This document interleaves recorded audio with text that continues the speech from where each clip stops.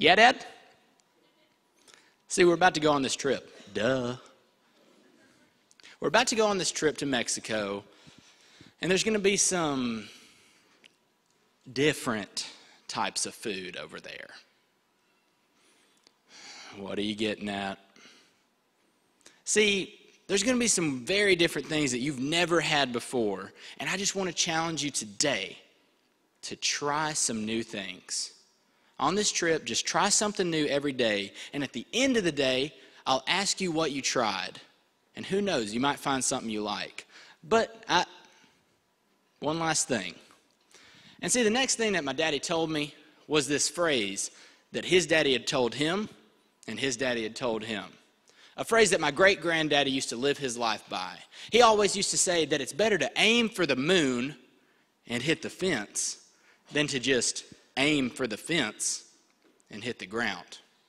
So in everything that you do, try harder, go the extra mile, and you'll get so much further than you would if you just settled for less. So my dad told me that phrase that day, and then we went off to Mexico. And I got to tell you, ladies and gentlemen, it was awesome. Like a really cool place that we stayed, and I'd never been out of the country before. I'm just a little kid, and so little Stephen had a great time.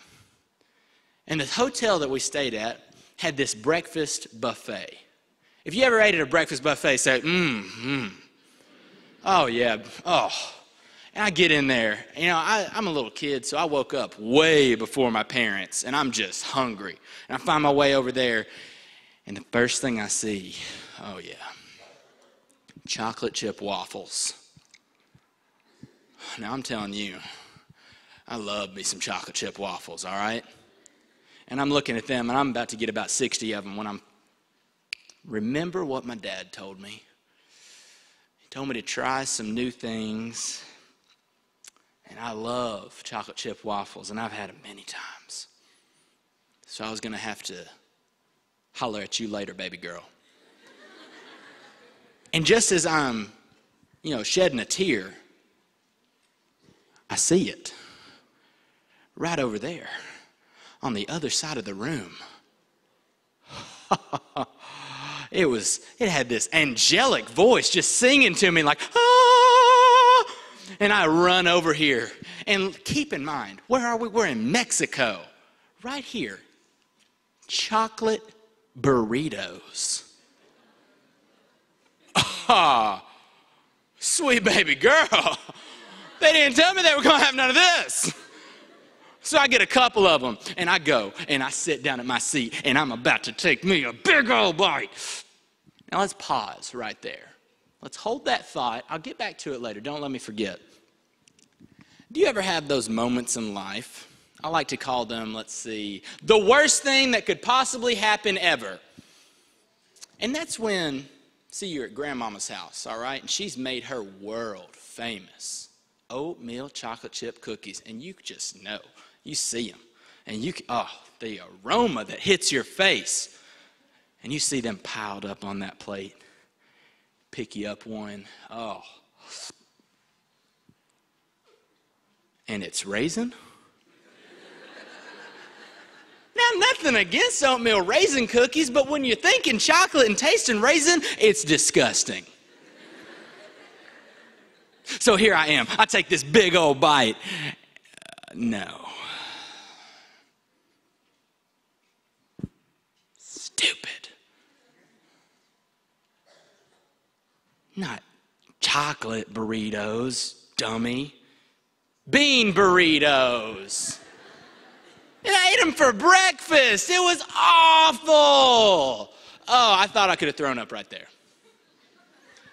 And just as I'm even more down in the dumps for passing up the delicious chocolate chip waffles from earlier, I remember my dad. Ding. Because he was going to ask me at the end of the day what new things I had tried, and I was going to be able to say, Nana, Nana, boo, boo, daddy, because you were wrong. The food I tried was disgusting. And so I tell him, I'm all proud and, hey, guess what I tried today? I'm telling him the story, and he just laughs right in my face. Stephen, I want the chocolate burritos. Oh, you're so fat. Oh. But then he tells me, you know what? I'm proud of you, son, because I bet they had chocolate chip waffles. Were you there?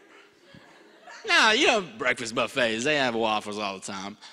But you passed those up and you tried these bean burritos, right? Yeah? Well, I'm proud of you because you tried something new. It doesn't matter that you didn't like it, but now you know you didn't like it. I want you to keep trying some new things this week. And so then the next couple of days that we were there, I tried some new things. And y'all, I got to tell you, that Mexican food today is still some of my favorite stuff to eat. I could eat it breakfast, lunch, and dinner. Oh, yeah. Hey, we might have to go somewhere after this. But I don't think that I would love Mexican food like I do today, many years later, had I not tried more things in Mexico when I was a little kid. If I hadn't have stepped out of my comfort zone, tried something new. See, in our lives, we can do the same old thing that we've always done, but we'll always get where we've always gotten. So I ask you today, what's something new that you could try? What's something new that you could try out and step out of your own comfort zone? Maybe it's a new CDE, or maybe you want to run for a chapter office at the local level or a state office here in South Carolina. Or maybe it doesn't have anything to do with FFA. Maybe you want to try out for a sports team or get involved in something in your community. Or maybe you see a need in your area that you could help out with. What's something new that you could try? I challenge you after this week, as we go back to our hometowns, to try something new. Because who knows, it might end up changing your life. When I was about 9 years old, me and my daddy took a father-son trip. And the place that we stayed at, it was next to the water, all right? And we're staying in this hotel. And then across the little area of water that we had, there was a little village, all right? Y'all follow me? So, hotel, village, water. Now, if we wanted to get to the village, there were two ways we could go. We could get in the car and drive all the way around the water and get to a little town. Or we could take this little ferry boat across the water and back. And so we took the ferry boat. And I'm 9 years old, and I say to my dad, "Dad, I got the best idea ever." And he said, "What?" And I said, "I want to drive the ferry boat." And he said, "Oh, no, we might die." And I said, I want to drive it so bad. And I bugged him about it the whole ride across the water, and then we did a little stuff in the town, and I bugged him about the whole ride back. And we were just going to be there a couple of days. And finally, after bugging him about it, he said, "All right, Stephen, if you want to drive the ferry boat, why don't you ask the captain? What's he going to do? Say, no, you're already not driving the ferry boat." And I was like, "Oh, no, thank you," because I would have to talk to an adult, and adults are scary. But he said, "Hey, if you don't ask him, how are you ever going to drive it?" And so I didn't ask him. What if that was how I ended that story? Just, "All right, see you guys." No. So I didn't ask him that day. But the very last time that we're going to ride the ferry boat, I get a little courage up.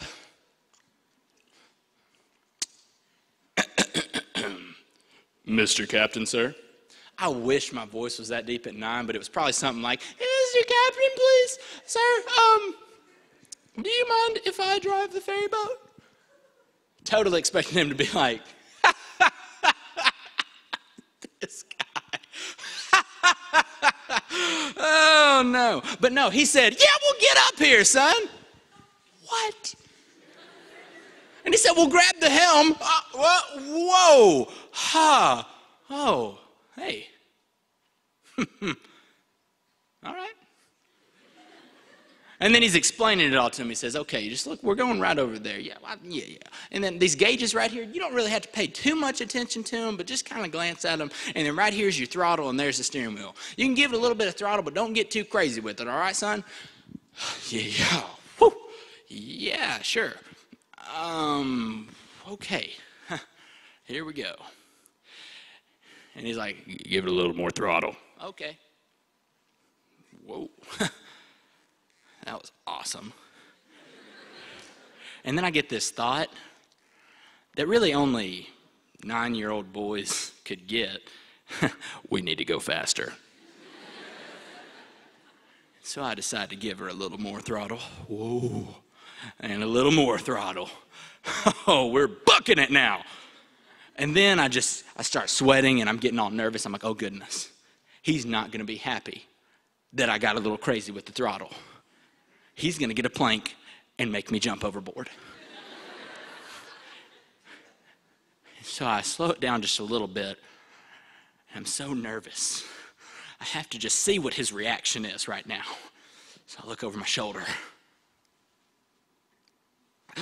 He probably went to the other side. He's standing right behind me, I'm sure.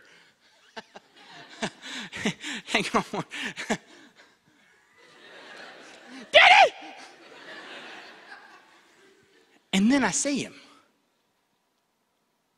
Homeboy is just standing in the back of the boat, giving everybody on the ferry boat a tour of the area. Yes, right over here is a very delicious restaurant. If you decide you want to go, there's a little town car that'll take you right across. Oh, it's very delicious, I suggested. Oh, and right here is a little villa where Kenny Chesney likes to stay when he comes to visit. Oh, yes. I'm 9. And I have all these innocent adults' lives in my hands. We could have all died that day.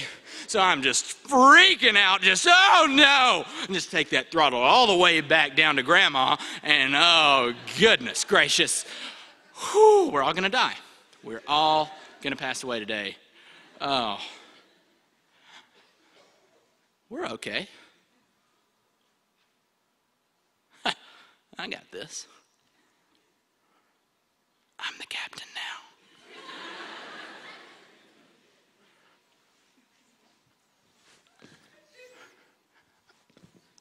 If I could reach it, I'd do that little, ladies and gentlemen, this is your captain speaking. But I'm 9, so couldn't do it. And keep a hold on the steering wheel where we could all pass away. Dodge a little bit here. Oh, right back over. We got this.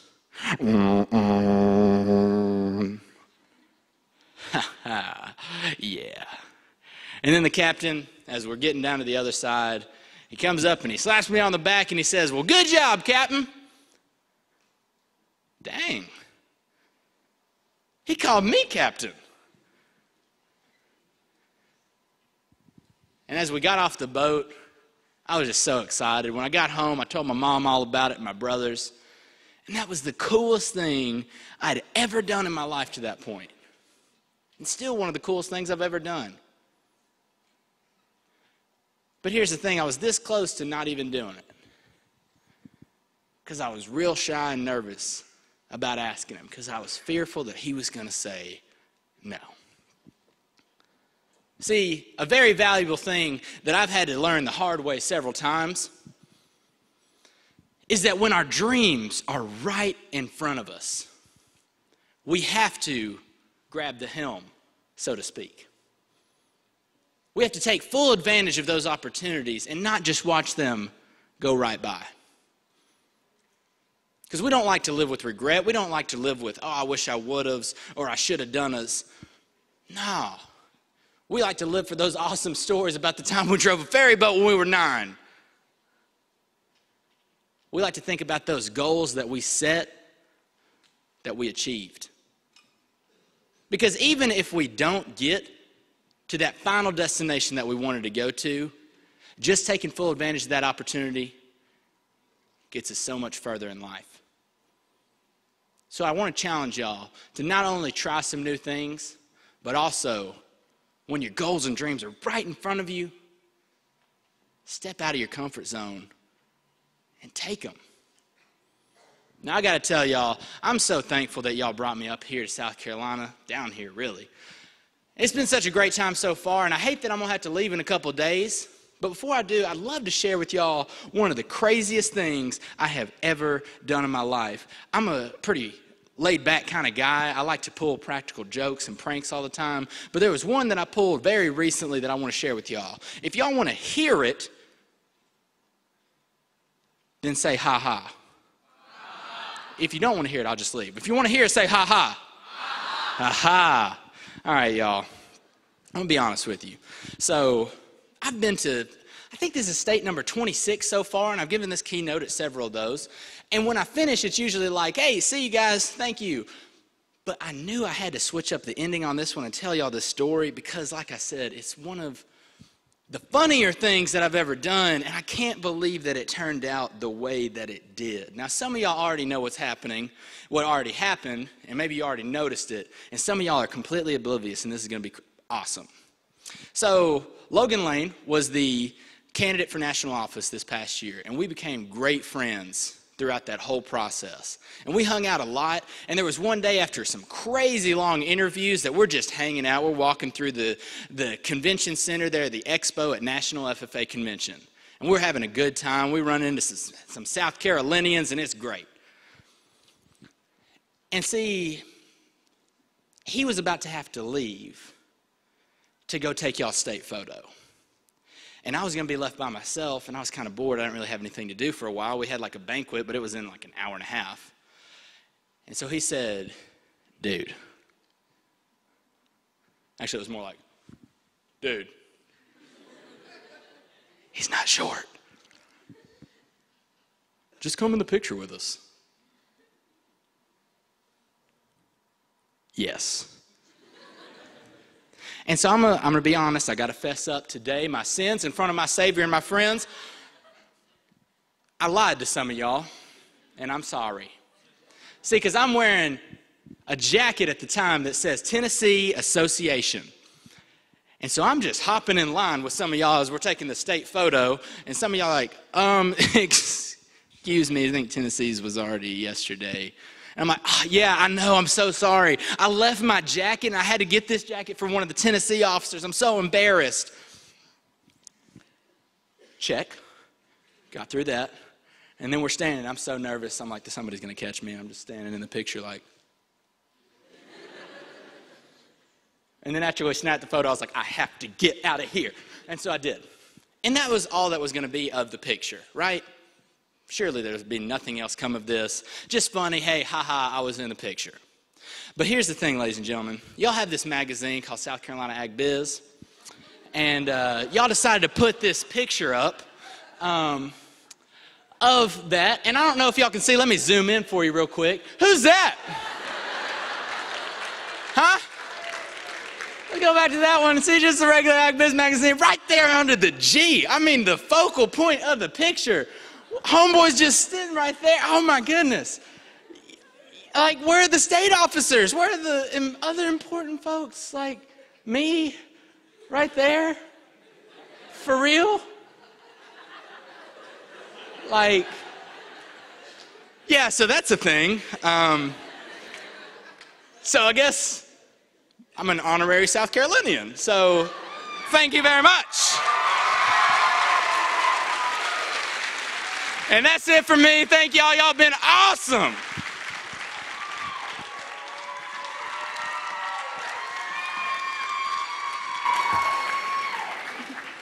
Stephen, thank you for attending the 88th Annual South Carolina FFA Convention.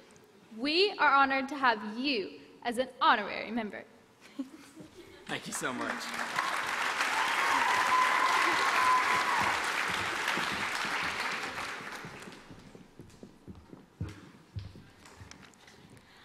So tonight, the ice cream social is for those chapters who participated in the day of service, and it's going to start immediately following this session at Lever Beach, located behind the Hendricks Student Center. Thank you again for going all out to fight hunger. Mr. Secretary, do you have a record of any further business which should now be transacted? I do, Madam President. Agri-Science Fair projects can be picked up anytime tomorrow morning, but must be removed by the end of the 4th General Session. That is all, Madam President. Does any member know of any new or unfinished business which should properly come before this session? We were about to adjourn this 3rd session of the 88th Annual South Carolina FFA Convention. As we mingle with others, let us be diligent in labor, just in our dealings, courteous to everyone, and above all, honest and fair in the game of life. Fellow members and guests, please join us in a salute to our flag.